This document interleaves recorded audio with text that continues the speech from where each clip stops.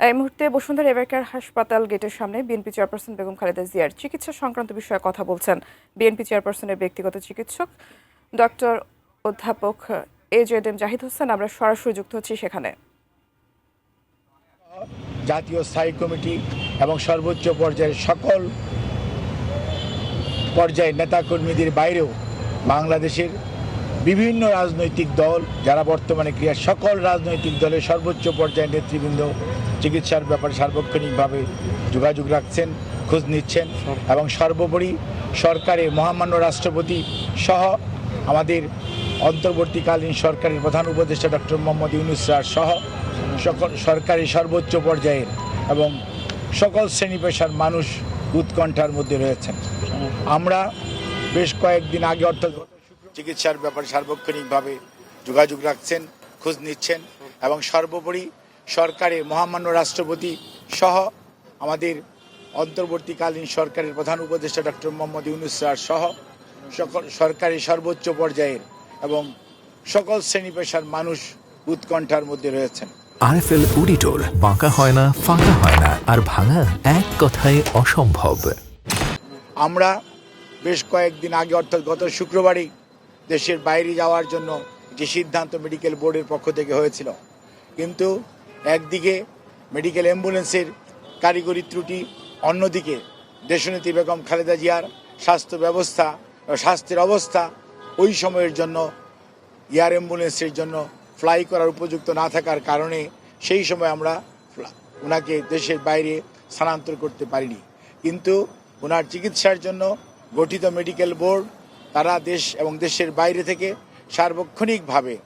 এই যাতে ওনার স্বাস্থ্যের উন্নতি হয় সেজন্যই ওনারা ওনাদের পরামর্শ দিয়েছেন এবং আমাদের মেডিকেল বোর্ডের সদস্যরা যারা এখানে আছেন তারা সবাই সেইটি বাস্তবায়নের জন্য সবসময় চেষ্টা করছেন এবং সেই লক্ষ্যেই আমরা এগিয়ে যাচ্ছি যাতে সর্বোত্তম সেবা ওনার জন্য নিশ্চিত করা যায় এবং পৃথিবীর মধ্যে যাতে ভালো চিকিৎসা সেটি উনি পেতে পারেন সেই জন্য এখানে রেখেও সকল পর্যায়ের চিকিৎসকদের দেশে বিদেশের তাদের পরামর্শক্রমে ওনার চিকিৎসা অব্যাহত রয়েছে এবং আমরা খুবই আশাবাদী, মেডিকেল বোর্ডের সম্মানিত সকল সদস্যরাও আশাবাদী যে ওনার সুচিকিৎসা নিশ্চিত করা যাবে এবং পরবর্তীতে হয়তো ওনাকে যে কোনো সময়ে প্রয়োজনে দেশের বাইরেও নিয়ে যাওয়া হতে পারে। এখনও এই জিনিসটি এই পর্যায়েই আপনাদের মাধ্যমে বলার সময় আসে নাই, কারণ একবার আমরা কথা বলেছিলাম, কিন্তু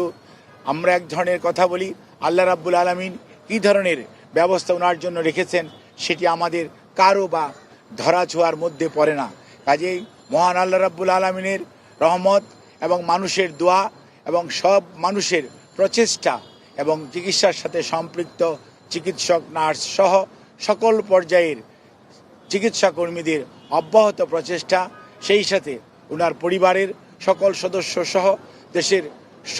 17 কোটি মানুষের উৎকণ্ঠার মধ্যে সবাই দিনাতিপাত করছেন। কাজে এই অবস্থায় আমরা আপনাদের মাধ্যমে দেশবাসীর কাছে আমরা আকুল আহ্বান জানাই, আবেদন জানাই, ওনারা যে দোয়া করছেন, ওনারা